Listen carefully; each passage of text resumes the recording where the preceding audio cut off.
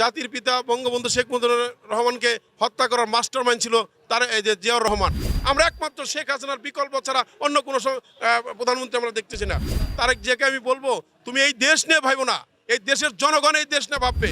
রাজনৈতিকভাবে আমরা মানুষের দুয়ারে দুয়ারে যেতে পারি। আর যারা এখানে অন্য সংস্থা থেকে আসে, যেমন কেউ বের পাখি, উনি গানে অনেক ভালো, কিন্তু আমার এলাকার মানুষ যতটুকু পাওয়ার তাকে ততটুকু পায় না। গানে গানে যে মানুষটা বোঝানো যায়, বাস্তবে সেটার মিল পাওয়া যায় না। কাজে গান এক জিনিস, বাস্তবতা আরেক জিনিস।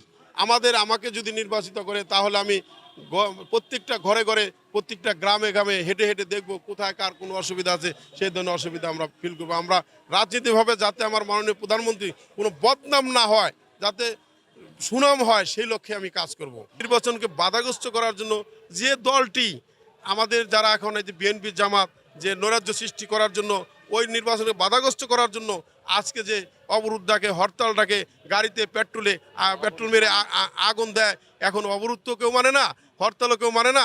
কিন্তু তারাই যে কিছু দুর্ভোগ হয় যে মানুষের গাড়িতে থাকে, তাকে ঘুমন্ত অবস্থায় মানুষে এই যে পেট্রোল মেরে মানুষ হত্যা করে, সেইগুলো কিন্তু কামনা করে না কেউ। কারণ আমাদের জনগণ ওরা আগে থেকে আগুন সন্ত্রাসী নামে পরিচয়। এখন আপনি বলবেন এই দলটা কখনই মানুষের মঙ্গল কামনা করে নাই। কারণ পূর্বেও জাতির পিতা বঙ্গবন্ধু শেখ মুজিবুর রহমানকে হত্যা করার মাস্টারমাইন্ড ছিল তার এই যে জিয়াউর রহমান।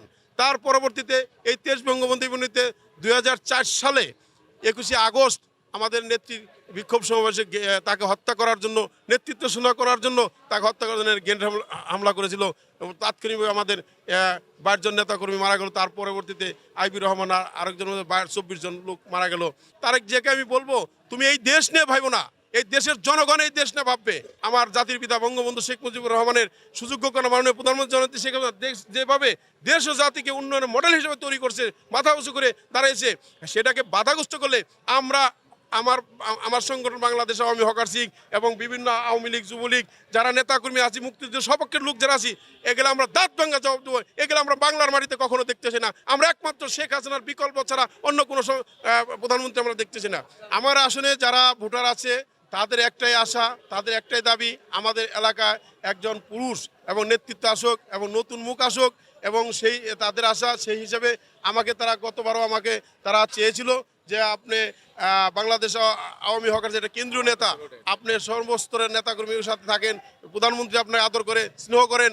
অতএব আমরা আপনাকে চাই, আপনি নমিনেশন নিয়ে আসেন। আমরা সর্বস্তরের জনগণ আপনাকে সার্বিকভাবে ভোট দিয়ে জয়যুক্ত করে প্রধানমন্ত্রীকে আমরা একটা উপহার দিব। জয়ের ব্যাপারে আমি 100% নিশ্চিত। আমাকে যদি নমিনেশন দেন, তাহলে আমি ইনশাল্লাহ মানিকগঞ্জ, সিঙ্গার 2 আসন থেকে আমি জয়ের মালা নিয়ে আমি মাননীয় প্রধানমন্ত্রীর কাছে তার গলায় পরিয়ে দিব।